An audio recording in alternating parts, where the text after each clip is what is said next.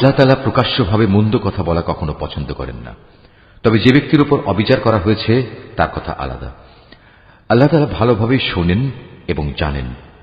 ভালো কাজ তোমরা প্রকাশ্যে করো কিংবা তা গোপনে করো, অথবা কোনো মন্দ কাজের জন্য যদি তোমরা ক্ষমা করে দাও, তাহলে তোমরাও দেখতে পাবে আল্লাহ তাআলা অতি ক্ষমাশীল ও প্রবল শক্তিমান।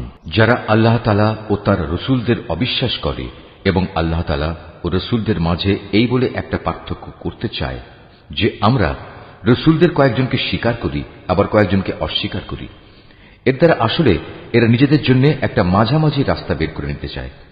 এরাই হচ্ছে সত্যিকারের কাফের। আর আমি এ কাফেরদের জন্যই নির্দিষ্ট করে রেখেছি এক চরম লাঞ্ছনাদায়ক শাস্তি।